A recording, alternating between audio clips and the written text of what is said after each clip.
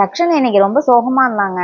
ஏன்டா இப்படி இருக்க அப்படின்னு கேட்டேன். அது சொல்றான் அவன், நான் ஃபர்ஸ்ட் பெஞ்சில் உட்காந்துதாம்மா என்னை தூக்கி கடைசி பெஞ்சில் போட்டாங்கம்மா அப்படின்னா. அதுக்கு தான் இப்போ கேரளாவில் ஒரு புதுசா சட்டம் ஒன்று கொண்டு வந்திருக்கிறாங்க. என்னன்னா, இப்போ ரீசெண்டா ஒரு படம் வந்து மலையாளத்தில் ரிலீஸ் ஆச்சு. தானார்த்தி ஸ்ரீகுட்டன் அப்படின்னு சொல்லிட்டு ஒரு படம். அந்த படத்துல இப்போ ஃபர்ஸ்ட் பெஞ்சு லாஸ்ட் பெஞ்சு அப்படிங்கிற சமயத்துல நிறைய ஏற்றத்தாழ்வுகள் வந்து ஸ்டூடெண்ட்டுக்குள்ளார இருக்கு அப்படிங்கிற காரணத்தினால அந்த மாதிரி விஷயம் வரக்கூடாதுன்னு அந்த படத்துல என்ன பண்ணியிருந்தாங்க, ஸ்டூடெண்ட்ஸை யூ ஷேப்ல உட்கார வச்சு பாடம் நடத்தினாங்க. அப்படிங்கிறப்ப இந்த லாஸ்ட் பெஞ்சுங்கிற கான்செப்ட் வராது, அந்த ஏற்றத்தாழ்வுங்கிற விஷயமும் இங்க அடிபட்டு போயிடும் அப்படிங்கிறது அந்த படத்துல சொல்லியிருந்தாங்க. இது நல்ல விஷயமா இருக்கே அப்படின்னு சொல்லிட்டு கேரளா கவர்மெண்ட்ல என்ன பண்ணாங்க, கேரளாவில் உள்ள ஸ்கூல்லலாம் என்ன பண்ணியிருக்காங்க, இப்போ யூ ஷேப்பில் உட்கார வச்சு பசங்களை வந்து பாடம் சொல்லி கொடுக்க ஆரம்பிச்சிருக்காங்க. இப்போ இதே மெத்தடை தமிழ்நாட்டிலையும் கொண்டு வந்திருக்காங்க. இதுக்காக ஒரு சர்க்குலர் ஒன்று இஷ்யூ பண்ணியிருக்காங்க.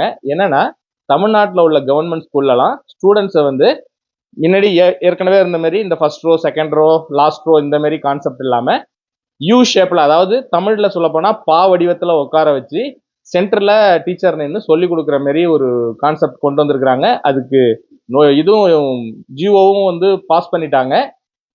இது உண்மையிலே வரவேற்கத்தக்க ஒரு விஷயம். சூப்பரான ஐடியாவா இருக்குல்ல.